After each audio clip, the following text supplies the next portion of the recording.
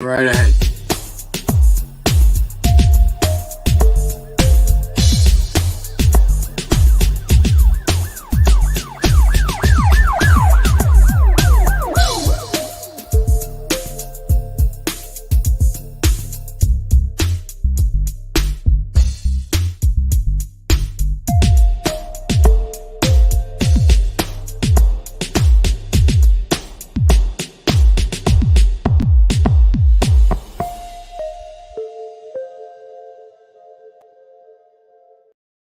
What's up, everybody? Welcome to another episode of Police Off the Cuff After Hours. My name is Mark DeMayo.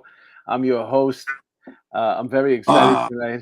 I got a great guest. He's one of the most popular firefighters in the country, and he's also a very funny comedian. He's here to join us tonight. What's up, William Denis, folks? Yeah, you can call me Billy, Mark. AKA. Wait. Before you get into these meetings, you got to be careful. All right, good. Now we can talk. I don't want to, I'm afraid, I'm one of them not touchy-feely guys, I hope you're by yourself. Yeah, I know. How you doing? I'm doing well, man. I'm doing really well. Hey, listen, we had a little technical. We had a little scare. You could tell I'm used to it, though, right? Yeah. It was cool under pressure. Let's put it that way. Yeah, it's not your first rodeo, but I couldn't understand it either. It's crazy. That guy, stupid computer doesn't work. I got 3 computers, not one of them were working. My wife said he came out a little early, and it's just funny hearing your wife in the background cursing at you. Well, not cursing, not cursing. In Brooklyn. Everybody was going frantic. I know the feeling. I've been through it more than a few times with my guests. So at this point right now, I'm like, it's gonna work out or it's not gonna work out. Either way, it is what it is. I can't do nothing about it. That worked out good. Are you in Florida or are you in Long Island? Right now, I'm in Long Island. Our place in Florida did good. We were lucky. We only lost the screen in the back. Electricity for 2 days. But I'm in Naples, and we got really, really good neighbors. There's a bunch of firemen I hang out with. I ride the motorcycle with down there. And they were at my house the next morning. They emptied my freezer, my refrigerator. And electricity came back on 2 days later. So other than that, the house is fine. So we did good. A lot of people are suffering. Yeah, it's incredible the amount of damage that it did. I don't think anybody in the rest of the country really understands. Maybe, obviously, the Carolinas, if they got some damage as well. But you hear people up here, Sandy. Yeah, I remember Sandy too. Mm-hmm. But I was ready for Sandy. I bought the storm before Sandy. I bought a generator, brand new, and I put it in my garage. And I left it in my garage. I sat in my garage for like 3 years. And then when it said Sandy's coming up, I pulled the box out. Now I got brand new. I put oil in it, tied it up, chained it to underneath my table in the yard. Next morning, I needed it. I was making coffee for all the neighbors. Wow, yeah, that's great thinking. That's why I was a Boy Scout. You were a Boy Scout. Yeah, sure. So usually before I start the show here, we like to say hello to the people in the chat. I don't know if you noticed, but on your right, you'll see a comment section. All I see is I'm on the show. Okay. Maybe if I went on my other computer, I can look at it. Maybe, yeah. There's a comment section, and we have people that's Okay. Yeah, I got to turn the volume down on that because we're like a couple of seconds behind. Yeah, forget that. Get rid of that. Whatever. No, it's gone. Okay. Yeah. Okay. Now I see it. Hello, everyone. Milwaukee, Dawn Marie, Mark DeMayo, Phil. Okay. Yeah, I can see that. I got it. All right. Look, you covered half of it anyway. Yeah. Well, that's all I can see right now. I'm looking up and down. So so I like to acknowledge the people that came through or in the chat. So I'll say hello to Michelina Serino, and hope to catch you guys live. So many bad cases going on. Yes, yeah. Thank you for tuning in tonight. Tonight we're going to be doing a show, Michelina, about a fundraiser that we're doing for the people in Naples. And it's going to be myself, Billy, another retired firefighter, and a retired police officer. All 4 of us are comedians, and we're going to put on a show at the Broadway Comedy Club. I'll put up the flyer periodically throughout the show, but that's what we're going to be talking about tonight. Billy has a great career. We're also going to be talking about that with the FDNY. Also, let's say hello to PJK, Positive News with AWP, finding Donnie Messier vehicle after 15 years yesterday. Yeah, you see, what happens, Billy, is this is this show is part of a platform called Police Off the Cuff, and Right. Bill, whenever they see Police Off the Cuff is going live, they might tune in, and some of them didn't check out the flyer or whatever, but Right. So they don't know what the show's about. yeah, so that's what we got going on right now. Little Mermaid, she says hello, hi Mark, Billy, and the Police Off the Cuff chat.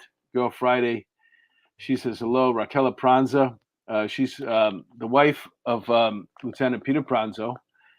He's like you, a very, very popular. There's people that are like kind of sort of bigger. They look like the thing. Do you know what I'm saying? So, for example, look at this right here. Where's my folks here? When you think of firefighter, you know what I'm saying? And you know what a firefighter looks like. If I was going to cast him in a movie, I mean, that's this guy right here. Look at that guy. Oh shit! Yeah, that's a young me. But I mean, that is what every firefighter. When you think of a firefighter, that's what you think about. That's exactly what it looks like. That was 19. I can tell you when it was because my coach knew. That's after I left the Marshals and I came back.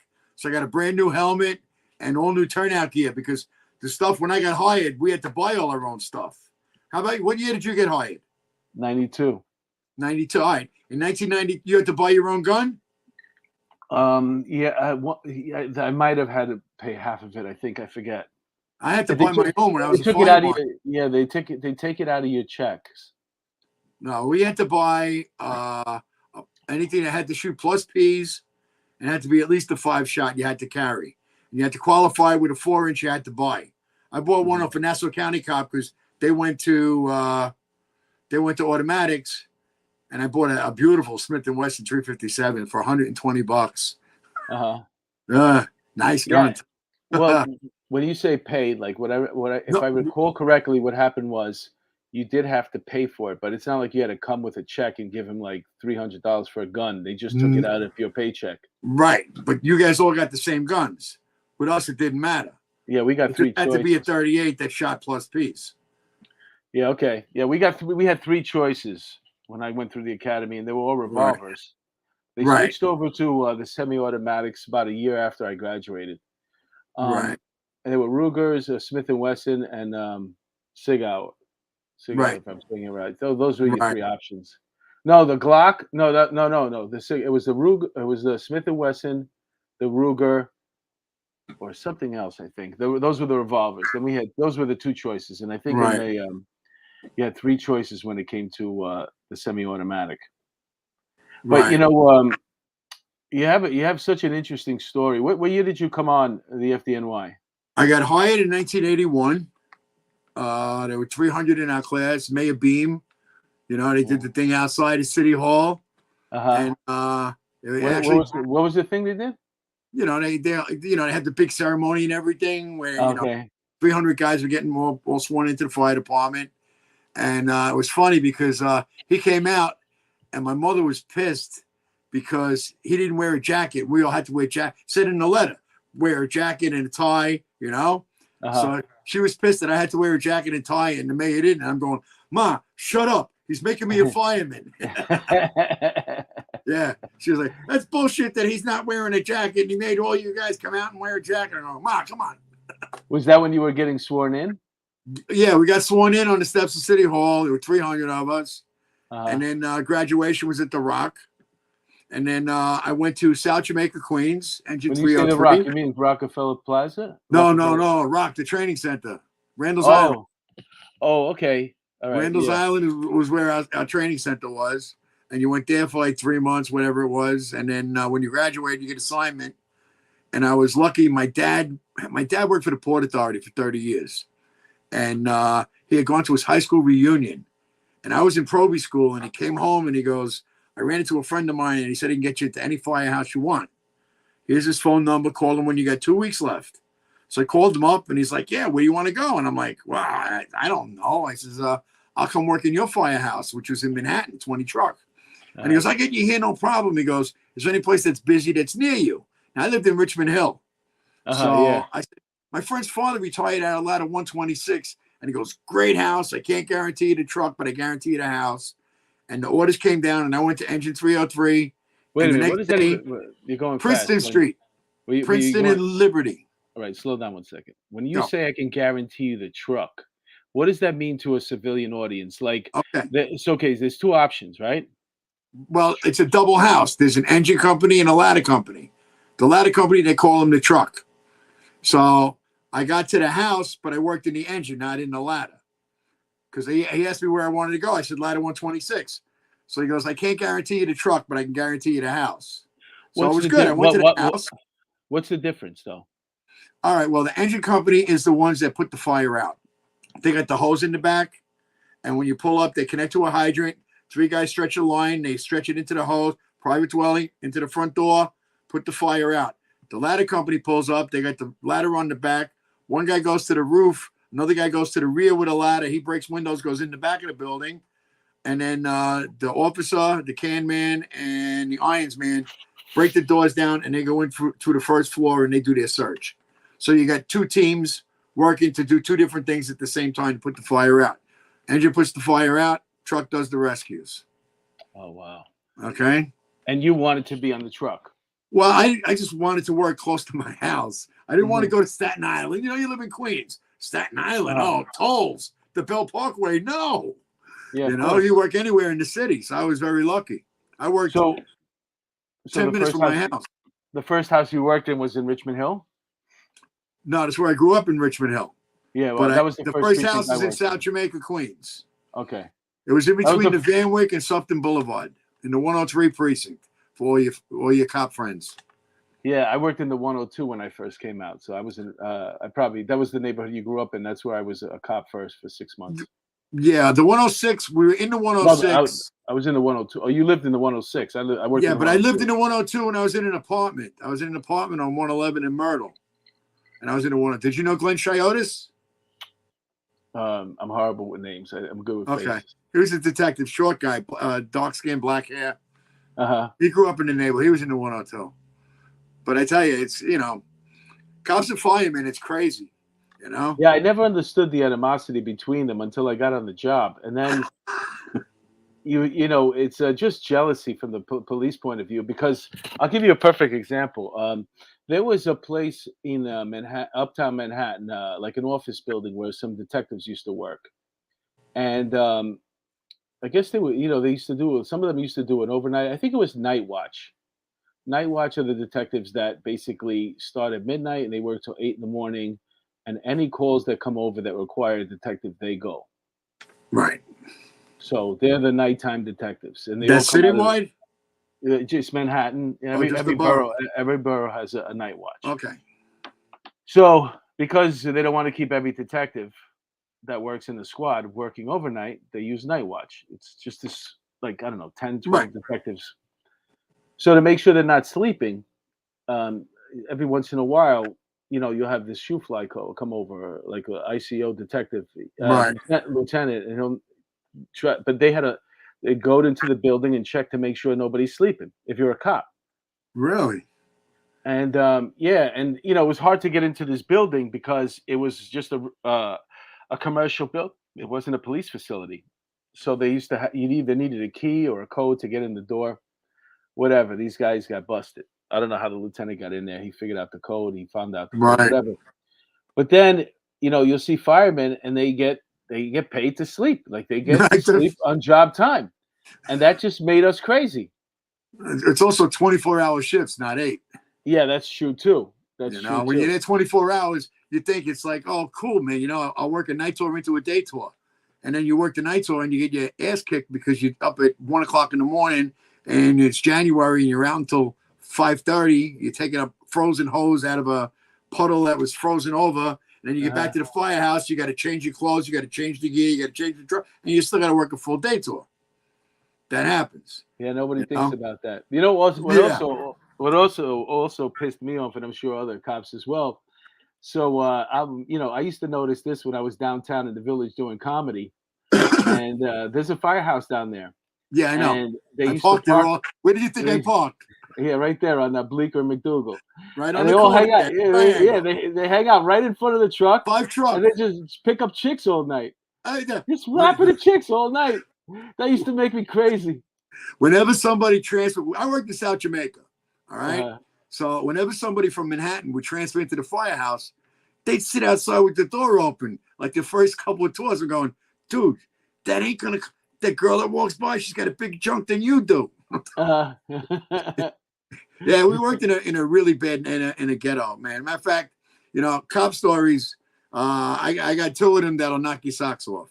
First one is I'm in a garage sale in Naples, Florida. All right, I'm in this garage sale. I'm all the way in the back. I got a fire department T-shirt on. Guy behind me says real loud, them firemen, they're only good for sleeping at night.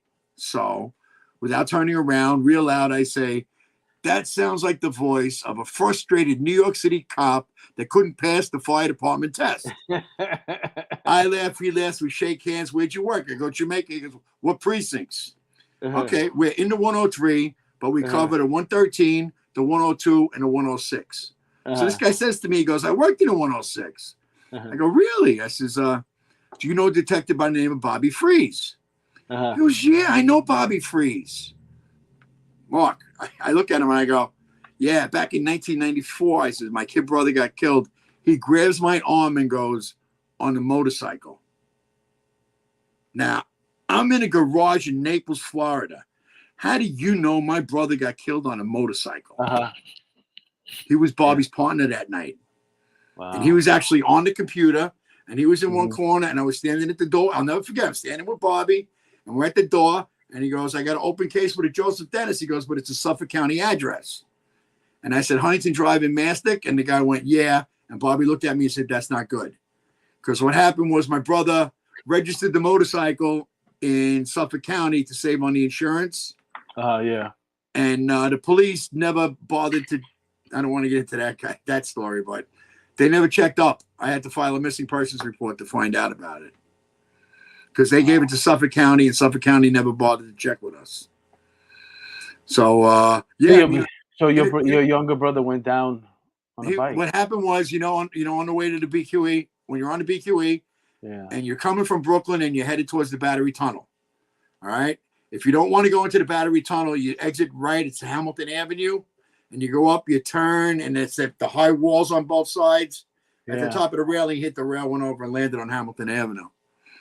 And it's weird because that's exactly the spot where the Tunnel to Towers run starts. So every year I go to the exact spot where my brother died. And I hang out there, talk to him. So sometimes I'll go to the cemetery and sit on his grave and, maybe smoke a joint with him. I put a joint in his coffin. And before they closed it, I went, wait. And I threw in a book of matches. I go, tell me if he wakes up without the matches. So I threw matches in there, yeah. Yeah. I did that for my brother. Yeah, I did. But you still ride though, right? What happened was my mom asked me, she said, look, stop riding. Give up the motorcycles. I got enough to worry with you running to burning buildings. So I stopped. I never got on a bike again until my mom died in 2008. And then it wasn't funny, but we're in my mother's house, and I look at my brother. I go, do you want mommy's car? No. Diane, do you want mommy's car? No. I said, I'm going to go get it washed. We'll take pictures, and we'll throw it on Craigslist. So I come walking back in the house a half hour later. I go, I got rid of mommy's car. My sister goes, you sold it? I went, no, I traded it in a Harley Davidson. You're a fucking asshole. She's not even in the fucking ground. You're a fucking asshole. So, I didn't, we wound up selling the car. And after about 5 years, I missed it. I miss riding. And now with the New York City Firefighters, I'm involved in so many things, like that's the Tunnel to Towers picture. And, we're riding Saturday. One of the guys from the Nassau Club got ejected from a car. He died. So we're doing the funeral escort on Saturday. Let me just break this down for the people that are listening to the show rather than watching it on YouTube. I posted a picture. And these are the I got another fire riders. They're called the fire riders. That's the vest that you wear. Yeah, here's the other one I gotta wear in case I didn't know if I'd be safe or not. Oh wow. Like so these are the guys that you ride with. There's a fire truck in the background. That's an old time fire truck, and there's Yeah. about it looks to me about 30 retired firefighters. All have the vest on. Yeah. The fire rider's vest, Yeah. a leather That vest. picture is actually from there's a memorial in Ocean City, Maryland. Oh wow. 9/11 memorial, and the guys, we were there for Bike Week. One of my friends took that picture. And that's a piece of steel from the from the World Trade Center. Yeah. Yeah. So what I'm showing right now is a picture of a piece of steel that was taken from the World Trade Center and brought to Ocean City, Maryland. And there's a leather jacket, a vest with Fire Riders, New York City Marshals. You guys do a trip out there? We go all over the place. We're going to Daytona. Next week we got this run. Saturday we're doing a funeral run. And then Wednesday, we're doing our what they call Lou Ron Run. He was the guy that started our club. And it's funny because they started the club. There was only about 8 or 10 members. And Lou was a battalion chief. And he rode a Honda 750. This is back in the 80s. So he pulls into the firehouse. And he pulls the bike right into the back. It's his first tour as a battalion chief. He pulls in, and he revs the bike up. And all of a sudden, the chief that's working pops his head out the stairs, starts screaming at him, "Who the hell do you think you are? Bringing that motorcycle into my firehouse?" He looked at him and goes, "I'm your relief." And the guys fell in love with him after that. "Who am I? I'm your relief." Yeah. And the guys loved him. Now he's happy to see him. Phil Leo in the chat says, Billy, ever watch retired motor officer Jerry Palladino ride like a pro on YouTube? Yes, I have. The guy's unbelievable. I was just at a ride, and a bunch of the highway guy, and the guy started making circles, and the foot pegs where you put your feet down, they were scraping as he's going around. That's how low he was going, and he was going, and his wife was holding on like it was like it was nothing, you know. It would have, for some people, that's like being on the front car on the Cyclone. You know? Yeah, that's great. It's not that easy. Let me see. But the motorcycle club keeps me involved with the job a lot. It really does. And like I said, with this comedy show, that keeps Let's talk about the comedy show for a minute. I'm going to post a flyer since we're almost a quarter of the way through the show. The show that we're doing is going to be on Thursday, October 20th at the Broadway Comedy Club in New York City. The address is 318 West 53rd Street, and donations are $25.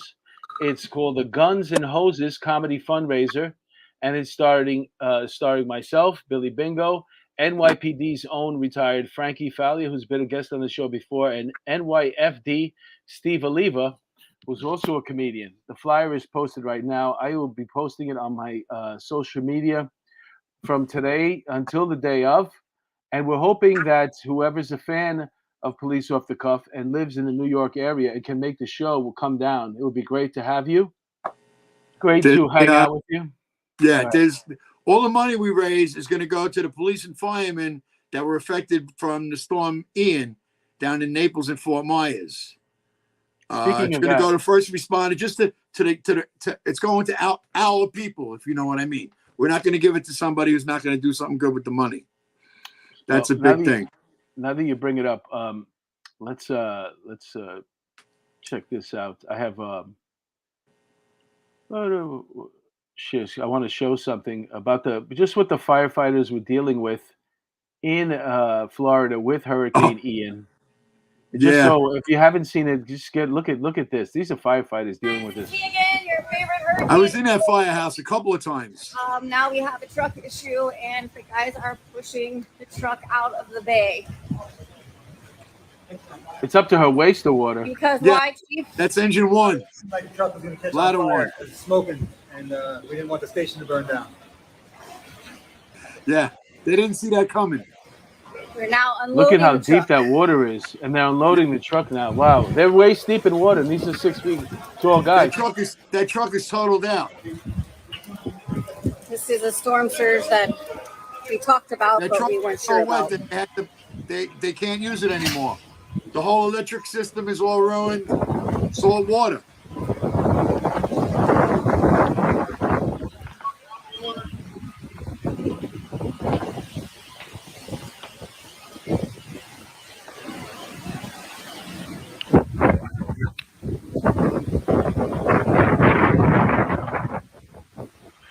crazy. It's unbelievable. Yeah.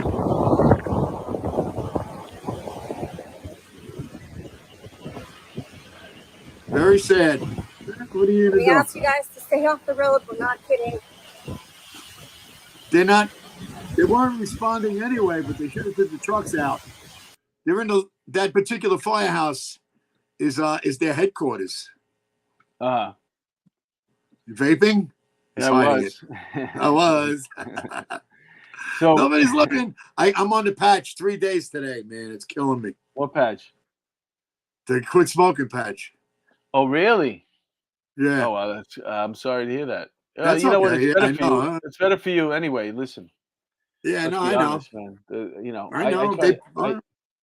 I did sober October. That was my goal, man. I talked myself mentally into it. Right. October, I went as long as you know what sober October is, right?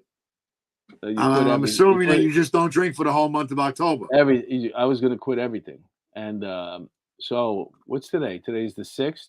6, yeah. I made it to 3 October hours. 1st, about 10 o'clock at night. And I was, Oh, okay. I bailed out. I can't do 20 this. hours. 20 hours. Only because Wild we're Pony, sleeping for the first 3. we're gonna have to edit the show. Miles Pony, what is Mark smoking? Where were we? Let me see. Gina G, I wish I was living in Philly so I could come to the show. All Yeah. right. The show's Yes, in New they can York. buy tickets to donate. Jenny G, if they go to the Comedy Club page, that flyer that you got is an old one. I got a new one. If you go to BroadwayComedyClubs.com and you click on the link to buy tickets, there's a donate only button. It's not on that one. No, but I'm just saying if they want to know what Broadway Comedy Club is, that's the way. Oh, right. Broadway Comedy. Yeah, you Well, send me the new. I'll send you the new one. I'll send it to you right now. It doesn't matter. I'll send it to your phone. But the new one is better. It's got that was crazy. Yeah, The water up to their waist, man. It was. So you're saying that truck was totaled? yeah, the truck is totaled out because all the electronics, the lights, the whole harness is shot. You got salt water into all everything underneath is going to get corroded. I mean, they can take it out and clean it, but I bet you the NYPD buys that truck in auction in about 2 months. Not even like just stupid. Like, oh look, oh, it's a deal. Because there was a huge warning that I read about what happens is every time you have one of these hurricanes and cars get totaled because of water damage, somehow they salvage them and then they sell them up north. They sell them up north, sure. You think you're getting this great deal on a car, and you're buying a car it's crippled, it's damaged. Right.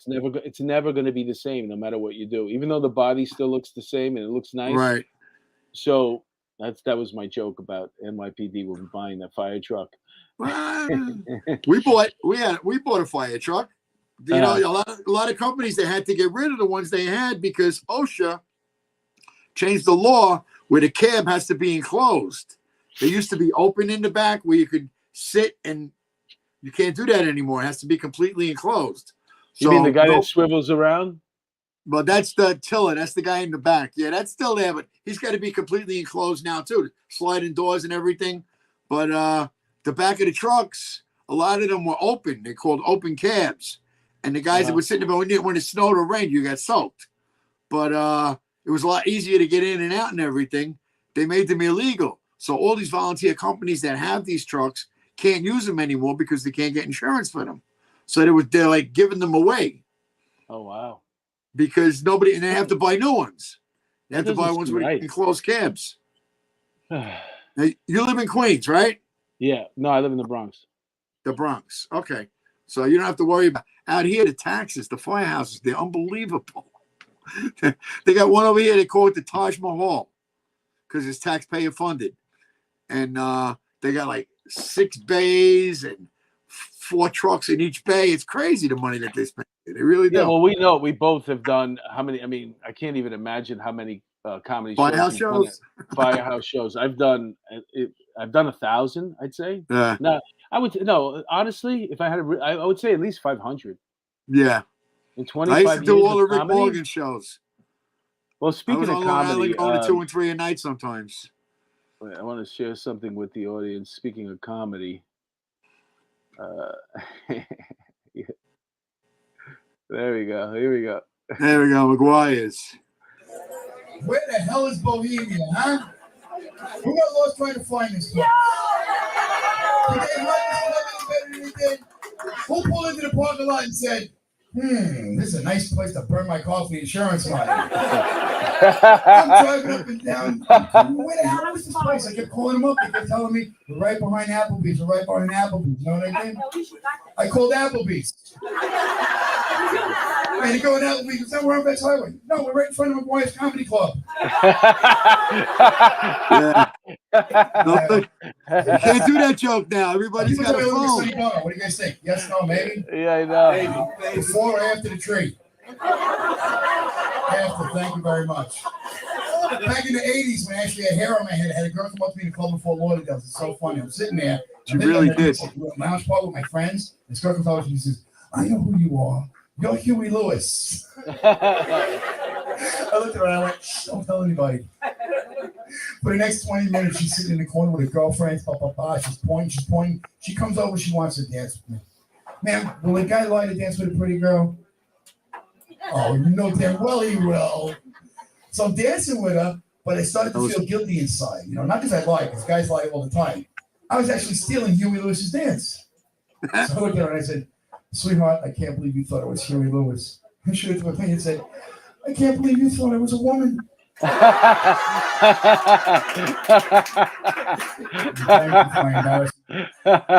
was a lot of fun, man. Oh, man, that's great. That's great. That's great. I love it. I love McGuire's. I ran their shows for like 5 years for Ryerson. I put up with him the longest. They told me, nobody else. He was a tough guy. Did you ever work out there before Governors bought it? I've just been with the new owners. I've done all of them, headlined all of them. Right. I just a couple of months ago, I just headlined the one in Levittown, and Right. now I just put in my avails for another set of. It's like a run. You do one, Yeah. the one in Bohemia, McGuire's. You do that one for the weekend, and then you come back 2 Right. months later, and then you do the one in Levittown, then you go and Do the other Levittown, one. yeah. Yeah, there's 3 of them out there. But Right. what a great show. Yeah. That was a lot of fun, man. A lot of fun. When did you So when did you first go on stage? I did When was your first I was your an first actor set? first. I was an actor first. I started when I was about a year and a half. No, not even a year out of the police academy. I said, okay, I got this job basically for my family, so I can Right. I have something secure. But now I'm going to do what I want to do for me. Right. And I always wanted to be an actor, so I signed up for HB Studios and I started acting. So I Right. started taking acting classes. Then I got into a theater company, and then I went to at the same time I went to school for television and film. And then I started dawning on me as I was auditioning that I actually got a part on TV as a guest star on a Danny Aiello's show. But then Right. I realized in order to get a good manager, I need to write a one-man show, write a screenplay, or do something like stand-up. Right. So that's when, about 2 years into acting, maybe 2.5, I started doing stand-up. And so I started in '99. Right. May 3rd, 99 was my first time on stage. Yeah, so we But, started about the same time. Yeah, I had stopped because there was a thing going on when Lund bought Governors, Yeah. Jimmy Finn. I was always faithful to that club, and I never even did the brokerage. Mhm. I don't know, for no reason, but I was busy with the club here and the one there. I was doing it here and there. I wasn't going to be full time. Mhm. And then when Lund bought it, he goes, I said, look, yeah, I'm here next Thursday. And he goes, no, you're not.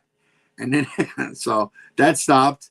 And then I had Ryerson and I get into a big thing because I don't want to get into that either. But we had our words, and I stopped working there. But I was doing it. I live at exit 62, and it's a pain in the ass for me to get to the city to do a spot. I was passed at the comic strip. I was doing late night there, and Al Martin was always good to me. Whenever I wanted spots, he would always give me spots. Jessica Al Kirsten Martin was is a also sweetheart. good to me too. So shout out to Al Martin. Yeah, Al Martin's He'll always never been hear great. this, but Great. never hear this, It's but funny. He balked me into his. He didn't. Somebody balked me into his club when I was a teenager, and I was talking to him one day at a club on 21st Street. Was it 24th Street? 24th. I was talking to him one day, and I went, "Did you have a club on Second?" Yeah, that was the price. Yeah, some guy dragged me off and gave me free passes to come into the comedy club. I was probably about 17. I Yeah. tell you, when you think about somebody who literally reinvented the wheel, he always stood like one step ahead of just in comedy, Right. basically setting the pace and the trend for what other clubs would do. He was the first club that had a midnight show. Right. And It was he an also urban opened show. up doors. It was an to- urban show, and there was no other clubs. I mean, every club had like one black comedian or maybe two. Right. It was either I can't even I forget the names right Yeah. now, but those were the only two guys that played, and Right. they were like basically the two black comedians in the whole city, or maybe three, Right. and everybody used them. Wally Collins was one of them. Sure. But Al was one of JJ the first Walker. people. Well, JJ wasn't a New Yorker, but I'm sure He was that. Danny used to tell us stories all the time when Danny Danny who? had his club. When Danny Aiello had his club Oh. in Hoboken. Mm. After the shows, he would sit down in the middle of the table with all the comics around him, and he would hold court for an hour and a half, 2 hours. Yeah, I know Danny really well. I did. And he used to bounce. He goes, and since I lived in the Bronx, I used to have to take JJ Walker home every night because nobody else wanted it. He didn't have a car. That's funny. That's really funny. Danny, yeah. Speaking of celebrities, what's this photo all about? That was another fundraiser. Some guy named I forget his name, but the other guy's Billy Picture Bingo. with Dan Aykroyd. This is a picture with Billy Bingo and Dan Aykroyd. Dan Aykroyd has his arm around Billy Bingo. Looks like you've been friends for a long time in that picture. No, we did a show together. It was do you remember Shout? The jukebox, Shout on 50. Okay. What's the theater right across the street from it? Big one. It's on. Man, what the hell's the name of it? It's a big theater. I did it. Me, John DeResta, Steve Marshall, and Dan Aykroyd. That was the show. Steve Marshall hosted. I'm good. I'm good friends with Steve Marshall. I love Steve Marshall. I love Steve, man. Steve and Everybody John. loves Steve Marshall. I tell you, man, there's a lot of guys that I would go out of my way for. Steve's one of them, I drove over to Boca Black Box to see him one night from Naples. I drove over, hung out with him after the show, got in the car and drove home. Yeah, what is that, like a 3-hour drive? 2 hours. Yeah. But like I said, Steve was one of the reasons. John DeResta is the reason that I'm doing stand-up now. Mm-hmm. But Steve had John, when I did my first show, I did it and I said, okay, fine. I took the comedy class, I graduated. Okay, I'm done. And then they sent me a thing asking me if I wanted to be on an alumni show. And I was like, I had fun and maybe I'll do it again. The guys from the Firehouse, I had 50 people at my first show alone. So long story short, John DeResta's in town and it's at Governor's and he's headlining the show afterwards. So I do my 5 minutes, whatever it was. I come off stage and John's standing at the fucking bottom of the stage going, he goes, "You're really funny. How long you doing comedy?" I go, "That was my second time." He goes, "Really? Come here." He goes, "I want you to meet my dad." I go, "Meet your dad?" Turns out his father's a retired fireman. So his father, Joe, knew my lieutenant, and we hung out that night. And then John made the mistake of giving me his email address. Oh. So, yes, I was bombarding him with you. "Do you think this is funny? Can I say this?" He writes me back. He goes, "Are you going to stay with the comedy?" I said, "I don't know." He goes, "Come meet me." He was doing a room in Long Island. At the time, he's living in L.A. He's living next door to Lou Ferrigno. He's filming Miss Congeniality. He's got his own TV show. And I'm like, yeah, I'll do whatever you want me to do, So I go to the show and I hung out and it was him and Steve Marshall. 1 second. Kim Alliston, Mark, sorry to send this super chat and it's not working. It's okay, Kim Alliston. Don't worry about it. We really, really appreciate it. We love you right back. So go ahead, Billy. Go with the story. Yeah. So I got to hang out with Steve and John, and they're like, "You do this every night?" And they went, "Yeah." And I went, "That's it. I'm going to be a comedian." They lied to me. It's not like that every night. You know that it's not like that every night. No, listen. There's so many different type of shows. I can't even tell you. Nobody would believe me when I tell them what I used to do. Oh. In the beginning of comedy, I used to go to Canarsie. There was a show that started at midnight in Canarsie. Right. Canarsie, Brooklyn, for the people that don't live in New York, it's not a good neighborhood. It's horrible. We're talking about the ghetto. And I am, and off. I was a cop at the time, and I'm off duty. But the show started at midnight. Yeah. And I'd go there, and it would just be like it would look like straight up thugs. And in my head, I'm thinking, who the fuck would come to who does a show at midnight? And now, mind you, they paid $100.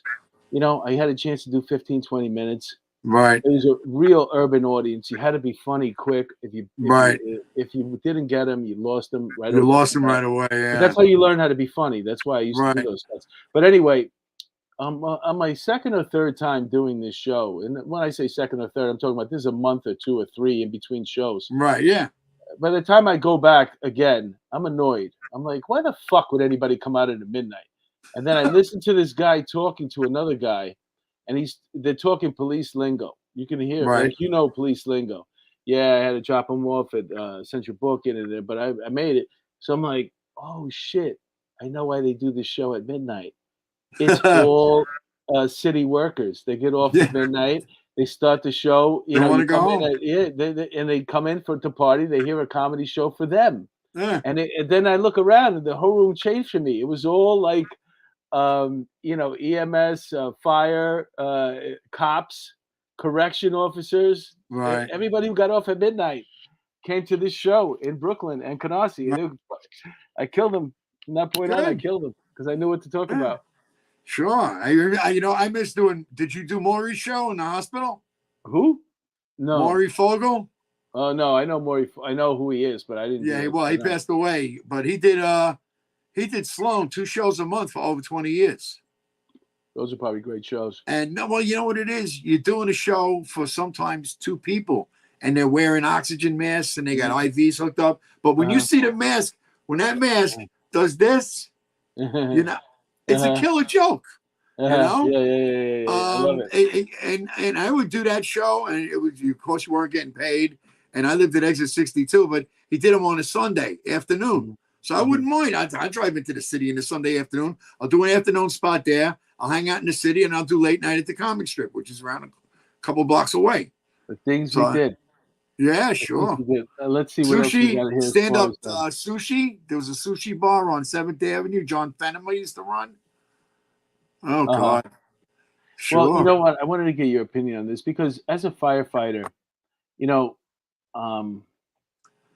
police officers are armed. They have guns. Right. Obviously, but as a firefighter, especially now, since we have first responders, so a lot of times you might have to go handle an EDP. This poor lady, she was stabbed to death. Lieutenant, I had her name last time, Elson, Mary Capone, I think it was Mary. Right. Elson. She was stabbed to death, and she wasn't even in. She was going to lunch. She was going across the street to get some lunch. Right.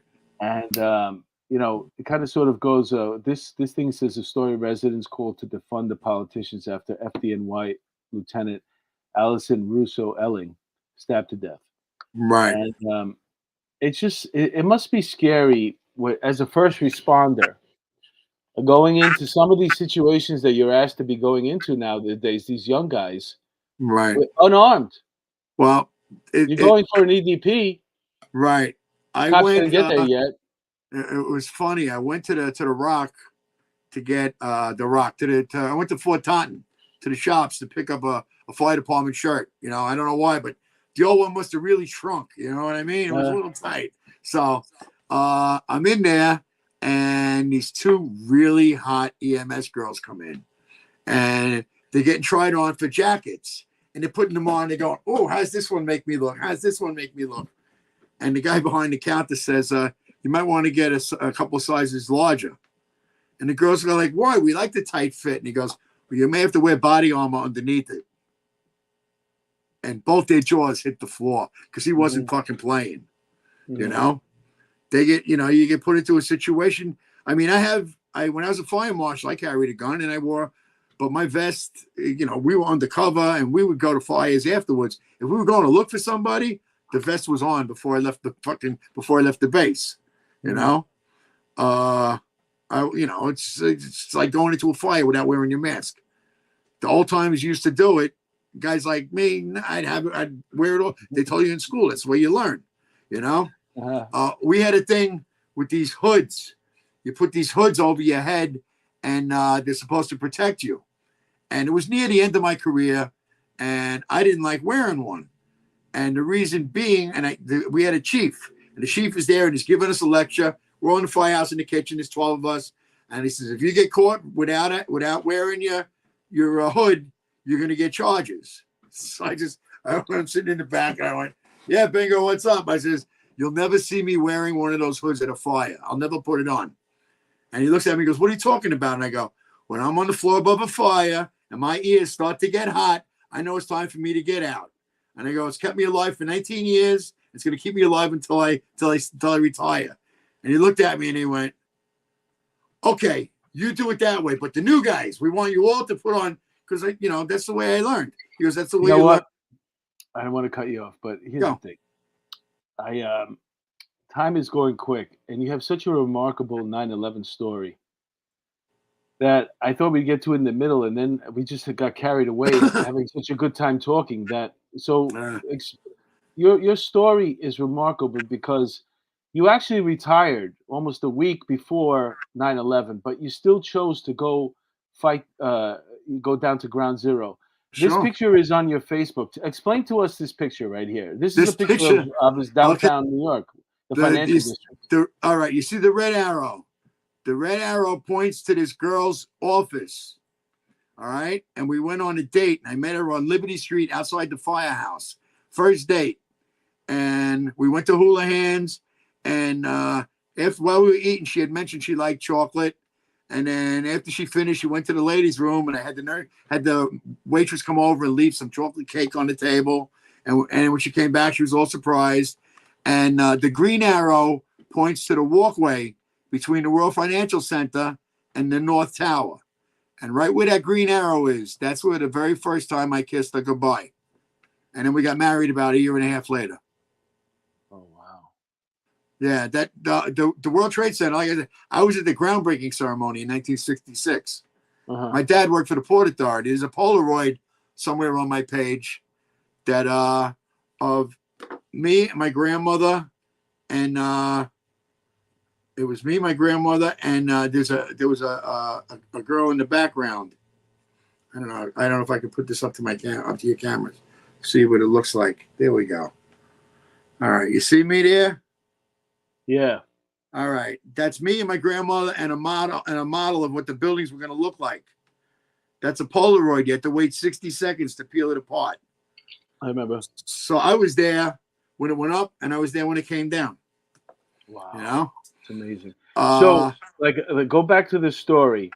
You obviously you didn't know 9/11 was going to happen. But how many years did you have in, and then you put in your papers? Well, I put in my papers. I got hurt at a fire in July of 2001, and I was going to get out of 20 years anyway.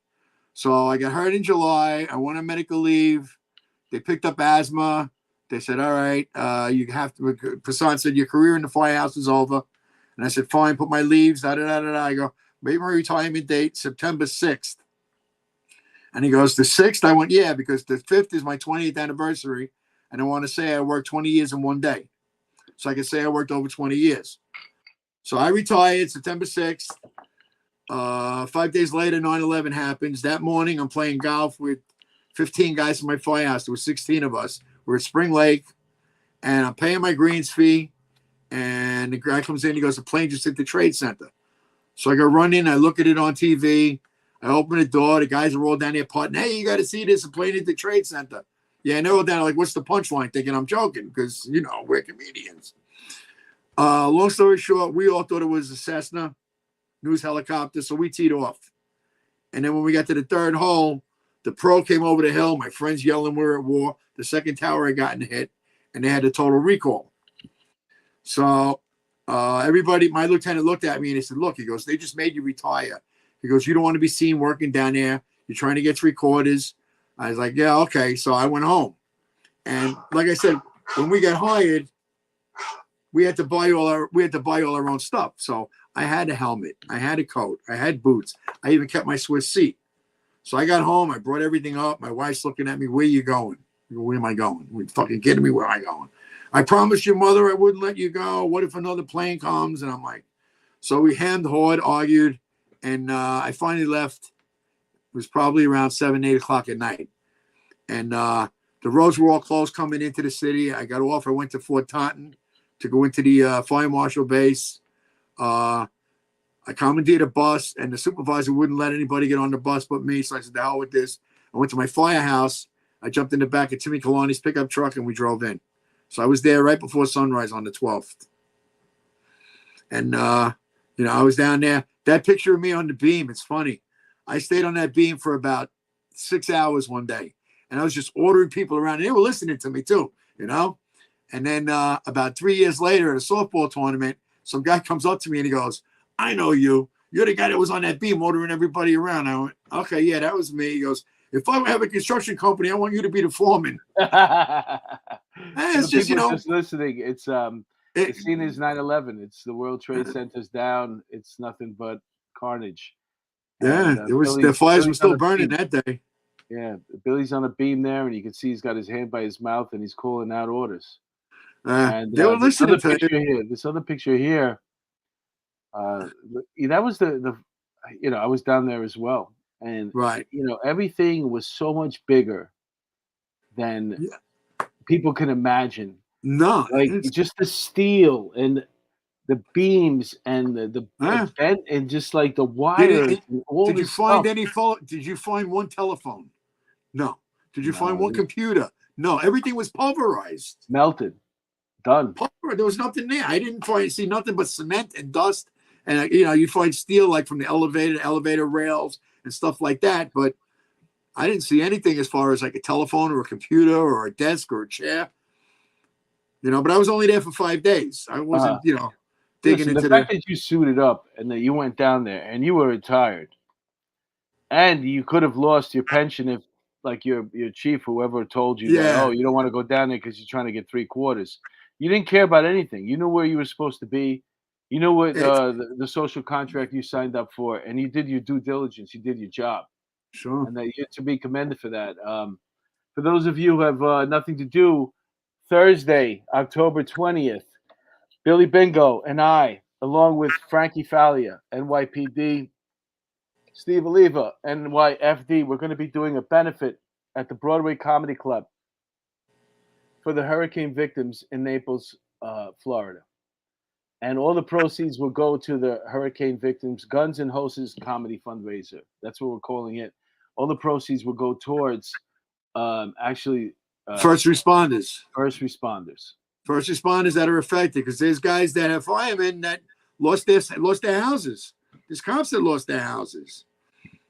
Let's check into the chat too, because we're at 53 minutes. The time goes by quick when you have a great guest. Kim Alliston finally figured out the super sticker went up and it's working now. And thank you so much, Kim Alliston. What can I say? My heart goes out to you. Thank you, Peter, for my well-deserved retirement.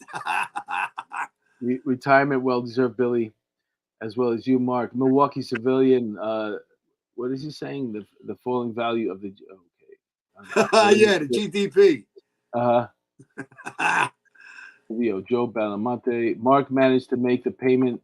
This is for. Thank you so much, Kim Alliston. Gina G. Who's JoJo? Jimmy G. Gina G. God bless you, Billy Bingo, and all you served and dedicated their lives to 9/11. Peter Pranzo, impressive photo, Billy. Phil Leo, thank you for your service, Billy. Fire Marshal Ronald Buca. Ronnie. With so many. I knew Ronnie. Ronnie was the only fire marshal that got killed on 9/11. He was on the 72nd floor. He was a marathon runner. And the really sad thing is, he sold me a T-shirt. He had these golf shirts, and it's got the logo. It's got the New York City skyline, and it's New York City Fire Marshals. It's got the Twin Towers. And Ronnie was very involved because he was very, very military. And he was involved with the counterterrorism task force. And he knew this was coming. He was there for the bombing, and he told them they're going to come after the towers again, and nobody believed him. And he died there, man. It's terrible. You know, it's funny because when you say they're going to come for you again, a lot of people don't remember it was 1993 bombing. They didn't blow up the towers. They went underneath with a van full of explosives. I was a rookie on the job. I'll never forget, I was pulled in on a detail. And I was a rookie, but I was already, kind of I'm 25 at the time, so I was a little bit quicker than most of these young kids. They always told you don't volunteer for anything. I kept that in the back of my mind. So we go down. Now, they try to blow up the World Trade Center in 93. They put the van in the basement. And I remember that day when I was in the 102 and they called us down there on the detail. We had to go the explosion didn't work. It fucked up everything downstairs below. It didn't damage the buildings. But we still had to go secure the area while they did the investigation. And I'm sitting there, and the sergeant comes out and he goes, "We need somebody. I need a volunteer for something." And I'm looking around like we're in the middle of winter right now. By the way, I'm like, it's freezing outside. They're gonna put us on the footpost. What the fuck did this guy want us to do? They always say don't volunteer. What do they want us to do that's worse than this? Nothing. So I raised my hand. This is the time I volunteer. He goes, "Okay, I need you to take a car. It's got a flat tire. The flat tire is in the trunk. We put the spare on it, drive across town, change get the spare off, put the spare back in the trunk, fix the tire, and bring the RMP back so we could use it." Okay, no problem. That took me 8 hours, by the way. 8? That's all? I would have been on overtime. Well, I was on overtime. I was a rookie. I didn't want to get greedy. Yeah, sure. Anne-Marie wants to know, what time is the show? That's another thing we should 7:30. 7:30? 7:30 show. Okay, is it on there? It should say. It should. You get the old poster. It's on the new one, I think. Yeah. Okay, so send me the new one. We'll get it ready. We'll keep showing the flyer throughout the next week, and I'm gonna share it on my social media, and hopefully we'll get a nice gathering, folks. Like I said, if you're not doing anything that Thursday, October 20th, come down to New York City. Come down to the Broadway Comedy Club. We're gonna put on a funny show for you. I'm gonna be great. Billy's gonna be great. And all the proceeds are going to go to Naples Fire Department, first responders. Let's check in on the chat one more time before we got to close out. We're already at 7:30 is the show. That's what Anne-Marie asked. What are we doing?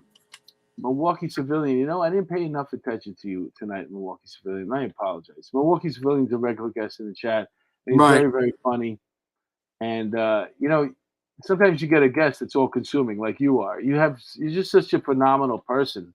No, you are. You're the real deal. Well, when they say somebody's the real deal? You're the real deal. You talking to me? Yeah. So okay. So now we're gonna wrap up the show. I am going to promote a couple of things here. This is one thing I want to promote. If you're in Connecticut, in the Hartford area, I will be headlining City Steam Brewery October 28th and 29th. That's Friday and Saturday night in Hartford, 8 p.m. Tickets are $25, and tickets are available at comedycraftbeer.com. Comedycraftbeer.com. The flyer is up right now. If you're in the Hartford area, please come out. Also, too, what I want to also promote, and this has nothing to do with me. I get nothing to gain out of it, but I think it's really cool. Taru. Unit from the NYPD. They have their office in Fort Totten. And every year they do, this is the third year, Taru's annual haunted house for October. NYPD Parks Halloween Haunted House. It's in Fort Totten, Bayside, Queens. They're going to do the show Thursday, Friday, and Saturday, every weekend in October. And it's a great date night. And it's free. So you can't lose. I've been in So, I've been in Taru when I was a fire marshal because they were across the street. yeah, I used to have to go to Taru all the time. I was in the squad. Taru was the ones who basically Enhance the videos. yeah, they took our videos, they made stills for us so we could make wanted posters. And Right. that's the way we used to do it back in the old days. I don't know what they're doing now. You had to bring it Raquel- there. You couldn't fax it over, hit a button, and send it. I have no idea what they do now nowadays. I don't care either. I used, to Fires go still there. go out. I used to go there with the actual videotape they pulled out and give it to them. And we used to get the best picture we could and create a still out of it. Kim Alliston, Mark, it has worked now. Thank you towards Florida fundraising. Thank you so much, Kim Alliston. You're an angel. And Raquel Pranzo, Billy Bingo, you're a winner in my book. I think Billy's a winner in everybody's book. It was really an honor to have you here. Peter Pranzo, fun night, Mark, Billy, and all the good Police Off the Cuff fans. So what I'm doing is I'm winding down. I'm saying goodnight to everybody. Chick Eastwater, thank you so much. She says, enjoy your night. Fun listen. Scout Inquirer, thank you, Mark and Billy. This was awesome live stream. Please come back again, Billy. Have a good night, everyone. Tony D, good luck with the show, and thanks for the service. Lost is not alone. PJ Clark, wish I was there to bake for you like I do for our guys. Lost a dear friend in 9/11. Jojo, there's merch saying Mark Guns and Hoses. Yeah. Yes. Yeah, there is merch. Okay, so Anne-Marie, Wiles Pony, thank you. Let's see who else. Kim Alliston, thanks you again for the Peter Franzo. Go ahead. You get pick up. I'm reading. Hold on, Billy. It's fine. So yeah, we'll be promoting this as we keep going. We get closer to the date, but in the meantime, Billy, I want to say thank you.